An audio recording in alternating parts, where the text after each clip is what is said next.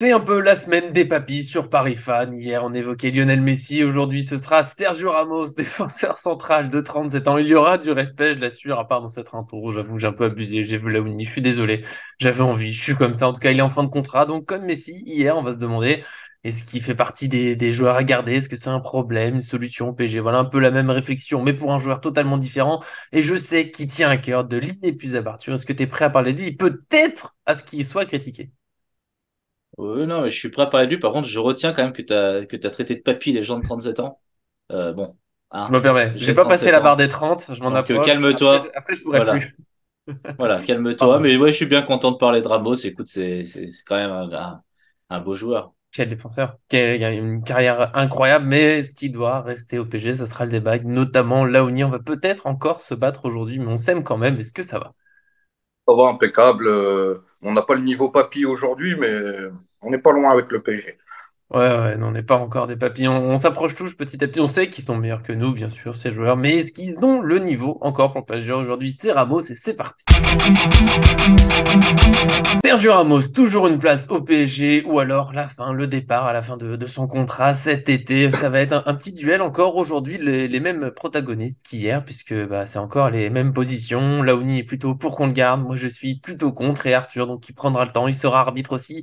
Il me donnera pas la victoire parce que je l'ai traité deux papiers en début de vidéo, mais c'est pas grave, on va s'amuser quand même.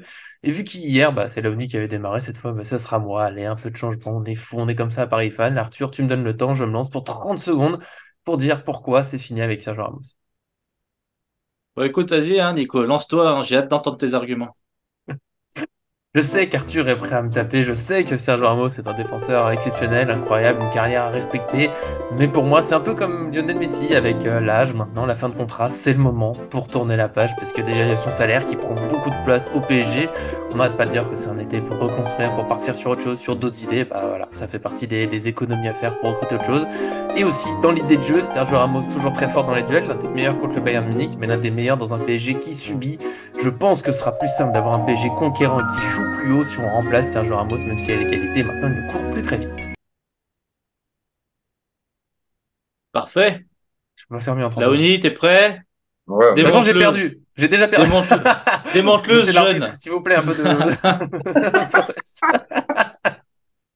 non. Allez, quand tu veux, Laoni. Vas-y. C'est pertinent, les arguments de Nico sont bons, je les valide aussi. Après, moi, je veux plus partir sur le plan technique ou sportif. Aujourd'hui, trouver un défenseur bon qui va pouvoir arriver au PSG, qui va pas coûter cher. Ça coûte bien évidemment très cher un défenseur et remplacer un Sergio Ramos. C'est vrai qu'il est arrivé, il a eu du mal à s'adapter, mais tout doucement, il prend forme dans cette équipe. Moi, je lui redonnerai sa chance avec Marquinhos, tout doucement. C'est un tandem qui se fait au fur et à mesure, donc ça prend la mayonnaise, donc je garde Ramos. Je comprends. Bon, t'as un petit peu J'ai dépassé, perdu. alors du coup, bon, voilà, c'est compliqué. Bah écoutez, c'est difficile parce que vous avez quand même un peu les mêmes arguments. C'est pas un débat vraiment que vous avez fourni. J'ai envie de vous taper sur les doigts. Quoi? Mais Un peu fort. bah non, mais je vais évidemment que je reconnais les arguments de Nico. Il y a une fin de contrat, donc il y a une opportunité de se séparer d'un salaire et du coup de repartir sur autre chose. Hein, voilà, c'est pas forcément trouver quelqu'un d'aussi expérimenté, tout ça. C'est plutôt Non. trouver quelqu'un de plus jeune qui on va dire qui ressemble plus à l'avenir, qui va permettre justement au PSG bah, de peut-être avoir un joueur qui aura envie de mouiller le maillot, en pleine forme, qui va se libérer, qui va. Mais je peux pas m'empêcher de penser que Sergio Ramos, dans cette équipe parisienne, malgré quand même certains matchs et certaines attitudes sur le terrain qui ont été quand même, qui ont montré quand même des grosses lacunes, je peux pas m'empêcher de penser que Sergio Ramos, c'est la classe et c'est le leader quand même dans une équipe et tu vois, Ouais. autant je peux être un peu plus dur avec un Messi que je trouve un peu plus mercenaire quelque part, tu vois, qui est vraiment Barcelone, Barcelone, Barcelone. Il va pas voir les supporters, Mhm. les célébrations. Bon, c'est du assez classique. Autant Sergio Ramos, voilà, il est là pour le groupe. Il est là pour, bah, dans les célébrations, on voit qu'il a inventé des trucs avec ses potes. Il a le sourire tout le temps, il a le smile, il se bat. il se bat bien sûr avec ses armes du moment, hein. Il manque un peu de vitesse, même clairement de la vitesse, et ça on l'a vu. Mais je pense pas que ça soit qu'un problème de défenseur, hein. Se faire prendre dans le dos comme ça, on a vu Marquinhos contre Angers qui Oui. s'est fait prendre dans le dos alors que c'était pas Ramos, hein.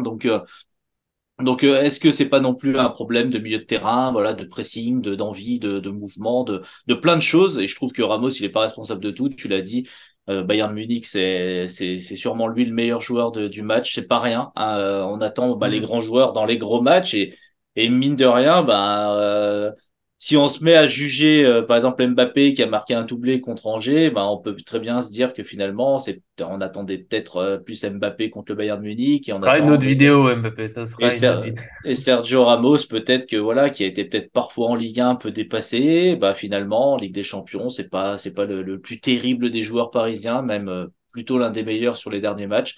Donc moi, mon point, il ira pour Laoni, parce que déjà, j'adore Sergio Ramos, je trouve que il a une attitude et un professionnalisme qui fait du bien au PSG. Et je pense que pour encadrer un petit peu ces joueurs dans une équipe qui tourne bien, Ramos, il peut faire vraiment, vraiment du bien. Dans une équipe en dépression, comme j'ai dit hier, Ramos, il peut rien faire, il va pas changer, hein, c'est pas un médicament, Ramos, hein, mais par contre, dans Non, une mais équipe qui tournerait bien l'année prochaine, j'ai bon espoir. Voilà, une petite dernière saison. Par contre, j'ai deux petits bémols et vous me direz ce que vous en pensez.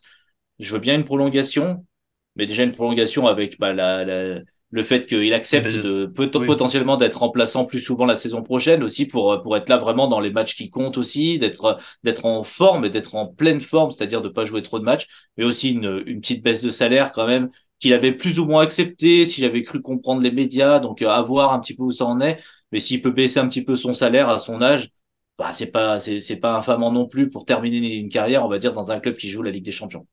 Bah ouais, c'est ce que j'aurais dit aussi. Parce en 30 secondes, j'ai fait le maximum. C'est sûr, s'il peut baisser son salaire, être pas tout à fait un joker de luxe, parce que ce sera pas non plus le joueur qui joue de temps en temps une fin de match, comme Bergkamp, hein, en fin de carrière, pour l'exemple que là j'ai en tête. Mais baisser un peu son salaire, ça me paraît quand même un peu nécessaire, parce que pour moi, on l'a dit, il faut pas mal de recrutement au PSG. Là, on a un PSG à l'abandon, à l'agonie, en dépression, vous prenez le mot que vous voulez, mais rien ne va. On attend beaucoup de choses. Il va falloir des finances, il va falloir aussi des joueurs qui ont envie de jouer, mais à qui on peut promettre du temps de jeu. Donc tu l'as dit, il faut qu'il accepte de jouer un peu moins. Peut-être qu'il est incapable aussi. De toute façon, les années, j'ai toujours une petite crainte aussi. C'est peut-être un petit peu trop souvent, mais c'est ma crainte l'année un peu en trop, où voilà, le joueur, peut-être que là, Ramos, il retombe dans ses blessures, on le repère. Alors pour l'instant, tout va bien, tant mieux. Mais il va quand même sur ses. Du coup, il aura 38 ans la saison prochaine. Ça peut le faire. On voit Thiago Silva qui s'en sort pas mal, mais il a quand même aussi des petites blessures. Il a manqué à Chelsea. Donc voilà, moi, Ramos, oui. Du coup, pour revenir sur le débat, je comprends ma défaite, même si elle est injuste. Ce serait oui, mais vraiment avec une baisse de salaire et un. Mais on l'a dit, ça vaut pour tout le PSG, pour l'attaque, pour Messi, Mbappé, on l'a beaucoup dit. Il faut une vraie concurrence, il faut une vraie rotation qui joue. Voilà, s'il a un coup de moins bien, c'est pas lui qui joue. Si un autre joueur en pleine forme, ça doit être lui qui joue le match. Et je pense que là, je suis d'accord. Ramos, en acceptant ça, oui, ça reste un vrai leader, c'est un professionnel. C'est vrai qu'on le voit pas mal avec le sourire. Sa célébration avec Hakimi, tout le monde la connaît. Donc oui, je comprends, et je reste méfiant. Tout dépend un peu du salaire et des recrutements possibles. Moi, je pense que le salaire, ça m'importe peu. S'il y a des joueurs qui doivent baisser leur salaire ou qui ne méritent pas leur salaire, c'est peut-être des joueurs comme Solaire, comme Ruiz, qu'on les a Non, achetés très alors fort. attention, attention. Désolé, je te coupe tout de suite. Eux, on baisse pas les salaires. Ils font ce qu'ils veulent de leur salaire, mais ils le font autre part, leur salaire. Ça Ils vont serait, faire ça, autre ça- chose. ça serait bien. Mais je pense qu'il y a des joueurs au PSG qui sont payés beaucoup plus qu'ils ne méritent, contrairement à Ramos. Bon, voilà, je pense que voilà, on sait, il est sur la fin. Mais c'est un vrai compétiteur. C'est quelqu'un qui mouille le maillot. On peut le voir aussi lors des prépas physiques, etc. C'est quelqu'un qui est vraiment très bien préparé athlétiquement. Il est très fit. Après, certes, il n'est pas sur ses meilleures périodes sur la carrière, il est sur la sortie. Mais sur le terrain, en tout cas, il donne tout. Après, il faut pas oublier aussi, on joue dans une Ligue 1 où tu tombes sur des équipes qui sont très bien préparées physiquement à rentrer dans les joueurs, que ça soit sur l'impact, que ça soit sur la technique, la profondeur, la vitesse, contrairement à d'autres championnats où c'est un jeu un peu plus total et full offensif. Là, tu peux te casser sur les dents sur des jeunes que tu connais pas et qui peuvent forcément te mettre dans le jeu. Mais Sergio Ramos, comme l'a dit aussi Arthur, c'est quelqu'un qui peut t'encadrer, qui peut te rassurer sur le terrain. En plus, il y a une relation qui commence à se faire aussi parce que tu peux aligner les meilleurs joueurs du monde dans une équipe. Ça prend du temps que la mayonnaise, voilà, Mhm. tout simplement, elle prend et qu'il y a des relations. Je m'appuierai là-dessus. Après, si demain on me dit il y a Bastoni qui arrive et Sergio, tu vas devoir un peu tourner ou aller sur le banc, là, je dis OK. Mais aujourd'hui, trouver un défenseur en plus bon, fort, jeune, qui va vouloir signer au PSG, ça va coûter très cher tout ça. Vaut mieux travailler un petit peu plus en profondeur avec eux et essayer de se retourner à l'avenir et de trouver quelqu'un déjà pour remplacer Sergio. Déjà que Skriniar, je ne valide pas, mais c'est vrai que Ramos, je peux que garder au PSG. Après, il y a le petit point que j'ai Oui, évoqué, genre, ah, vas-y, mais le côté.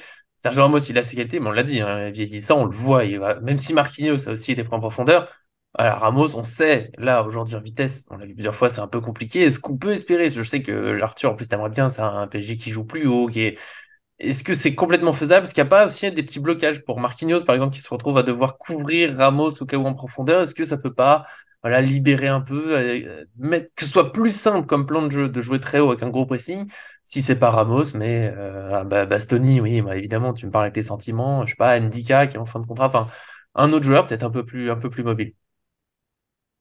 non, mais oui, après, on va pouvoir trouver toujours des arguments. Laoni a commencé à le dire avec des joueurs comme Bastoni, avec des profils, on va dire, très intéressants, plus jeunes. Évidemment qu'on pourrait potentiellement tout changer. Bah, c'est peut-être ce qu'ils vont se faire cet été. Mhm. Après, ce que je remarque, c'est que le PSG, on va dire, en dépression, donc après la Coupe du Monde surtout, même si avant la Coupe du Monde, c'était déjà un peu compliqué, on se rend compte que plus c'est compliqué, moins il y a de choses, on va dire, de schéma de jeu défensif et offensif, et plus forcément on voit les failles de tout le monde en fait. Donnarumma, Mhm. on les a vus parce qu'à un moment il subissait 12 frappes par match, donc à un moment bah, il va se prendre 2 buts pourris, il va faire 7 arrêts, on l'a vu bah, d'ailleurs c'était contre le Bayern. Voilà, il fait 4 beaux arrêts, on a envie de dire un super match et après il se prend un but qui est un peu dénoncé par certains, qui par d'autres un peu moins. Donc je pense que Ramos aussi c'est ça, on va dire, il subit le fait que le PSG a énormément d'occasions face à lui. Et pourquoi le PSG a énormément d'occasions? Parce qu'il y a un manque de structure évident. Tu l'avais dit hier dans le repli défensif déjà des attaquants, en tout cas dans le premier pressing des attaquants. Mais après, il y a aussi le milieu de terrain qui est complètement défaillant, mais pas depuis cette année, hein. Déjà l'année dernière, c'était défaillant, il y a 2 ans. Je veux dire, à un moment, on a tous parlé, on parle tous de Seko Fofana, des joueurs comme ça. Au PSG, on n'a pas de joueurs comme ça. Donc évidemment, il est jamais protégé et Ramos qui est pas protégé et les équipes en face Voilà. elles prennent la confiance, Mhm. elles balancent des ballons évidemment et on l'a vu quand tu balances des ballons, je suis désolé, même si effectivement Ramos on peut économiser son salaire évidemment qu'il est vieillissant etc. Je suis désolé, tu balances dans le dos de Danilo, c'est pas très rapide Danilo, tu balances dans le dos de Marquinhos, il s'en prend plein aussi et je pense qu'à un moment il faut pas non plus taper que sur les joueurs individuellement mais plutôt taper sur l'absence de collectif comme on le fait souvent bah voilà, avec les attaquants, on leur reproche souvent des trucs, mais bon, les attaquants sans milieu de terrain pour faire le taf derrière. Je veux dire, Messi sans Xavi Iniesta pendant ses meilleures années, c'est pas le même Messi non plus. Donc pour moi, il faut retenir quoi de Sergio Ramos? Il faut retenir, bah là, je l'ai sous les yeux, je viens de le rechercher. Bah, c'est 39 fois dans l'effectif, 39 Mhm. fois, donc, du coup, sur le terrain, 3158 minutes, quatrième, du coup, temps de jeu de la saison. Je dirais troisième temps de jeu de la saison parce que Donnarumma, c'est Oui, 3780 oui. minutes. Il est pas sorti, il a fait tous les matchs et bon, c'est Donnarumma, c'est tranquille. Mais pour les autres, voilà, sur le terrain, le premier, c'est Marquinhos. Après, voilà, 100 minutes de moins, c'est Messi et 20 minutes de moins, c'est Ramos. Donc, quelque part, les papis font de la résistance, voilà pour l'expression.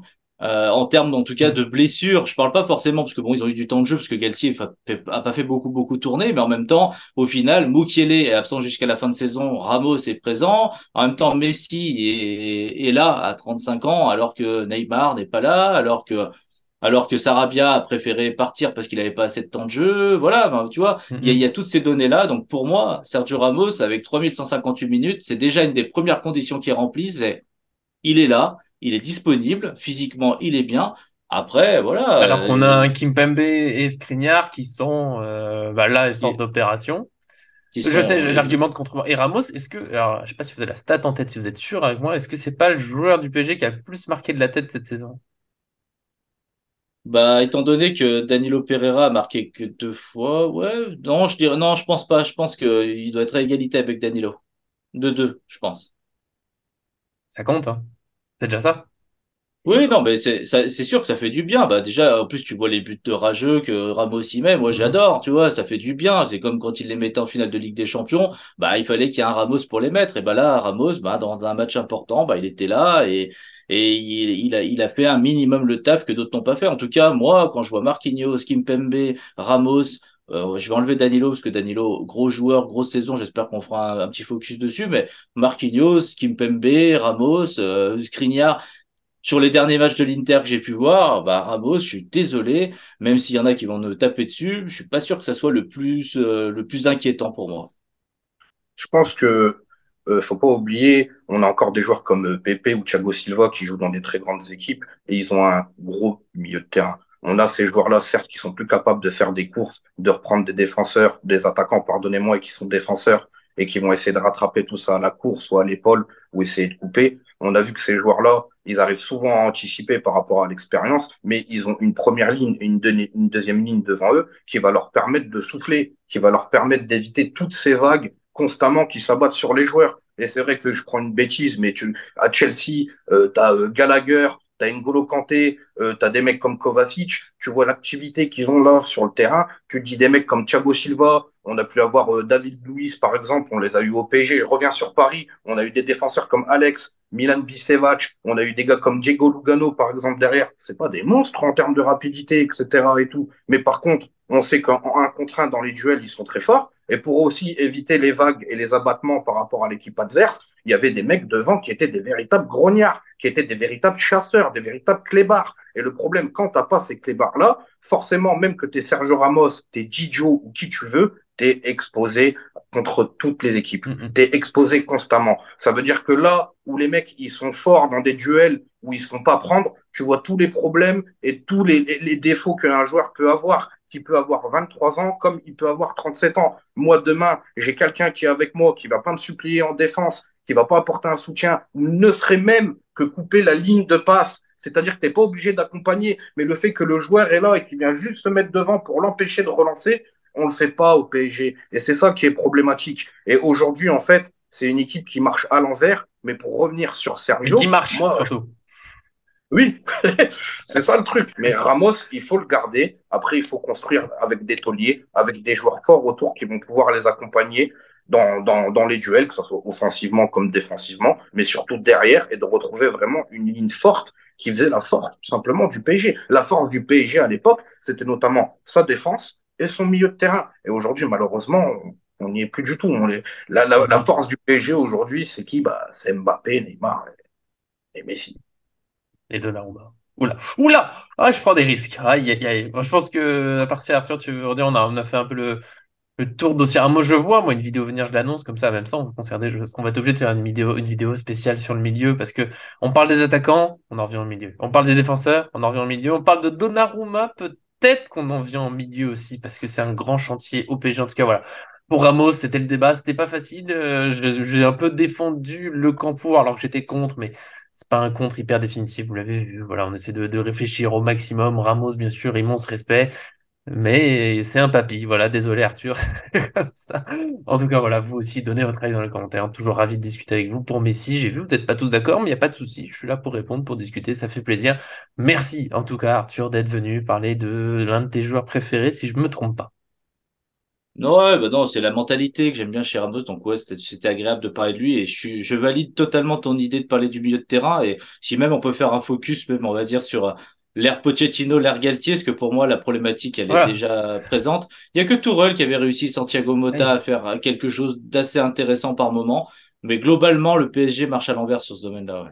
Alors, fais attention, je veux bien faire beaucoup d'efforts avec vous, pour le PSG. On peut parler de l'ère Galtier, on peut parler de l'ère Pochettino, les deux dans la même vidéo.